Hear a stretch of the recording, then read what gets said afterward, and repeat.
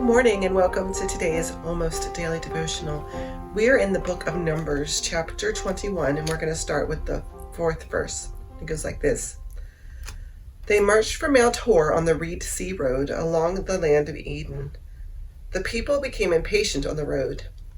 The people spoke against God and Moses. Why did you bring us up from Egypt to kill us in the desert where there is no food or water, and we detest this miserable bread? So the Lord sent poisonous snakes among the people, and they bit the people. Many of the Israelites died. The people went to Moses and said, "We've sinned, for we spoke against the Lord and you. Pray to the Lord so that he will send the snakes away from us." So Moses prayed for the people. The Lord said to Moses, "Make a poisonous snake and place it on a pole. Whoever is bitten can look at it and live." Moses made a bronze snake and placed it on a pole. If a snake bit someone, that person could look at the bronze snake and live. So this is a really important biblical story. It's one of the ones that is probably pretty familiar to us. Numbers is one of those books that we don't read very often because it's lists of numbers of people.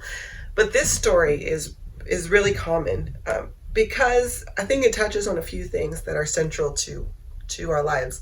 One is just a general fear of snakes. I don't know about you, I'm not a big snake fan. I don't go in the reptile house at the zoo, right? I don't keep pets in my house. I don't like snakes. I don't want them around. And that's been since the beginning of time, right? God punished the snake in Genesis to be detested. And so the idea of snakes getting loose in a camp and biting people is a primal fear that most of us have. The other thing that comes from the story is the caduceus, which is the symbol that doctors wear on their lab coats. When you go to see your doctor, if they wear a coat, they probably have embroidered in their coat this symbol of a snake on a pole. And sometimes they have wings, the angel's wings. And it's a reminder of the idea of being able to heal in the face of disease. Now, this story is important because God had just given the Israelites exactly what they wanted. They prayed to God for victory over the Canaanites so that they could move along the road towards Edom and their next spot on the campaign. And so the military victory was their first military victory in the promised land. And they had gotten exactly what they wanted. And what did they do?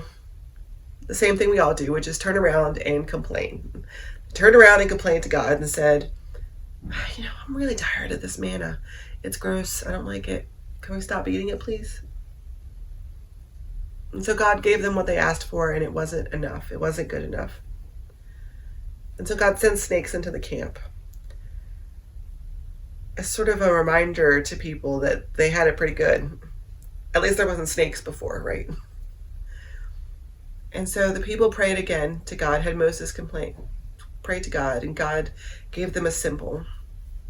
Now, on Sunday morning, we talked about the difference between an altar and an idol.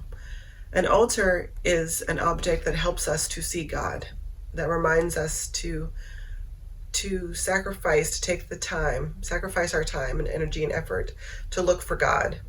Whereas an idol is something that we worship in and of itself.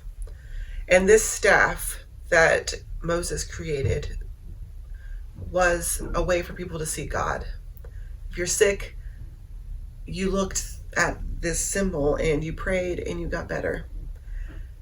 But it wasn't the snake, it wasn't the stick that did anything. It was your act of faith, your act of repentance, your act of looking towards God.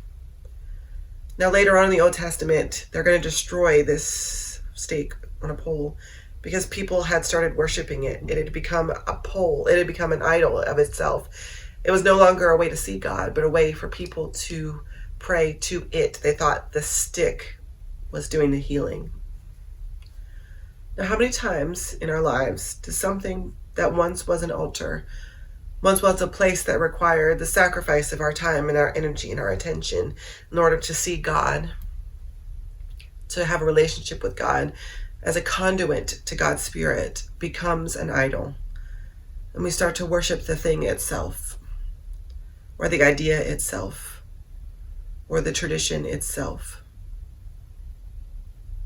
We can turn all kinds of things, from an altar, from a way to see God, to tap into God's Spirit, into an idol, replacing God, replacing God's impact.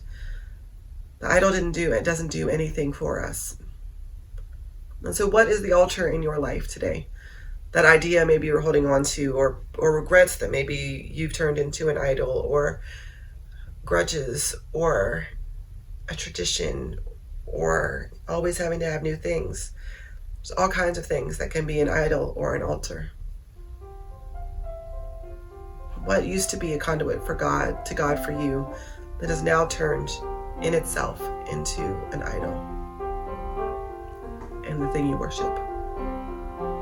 God bless.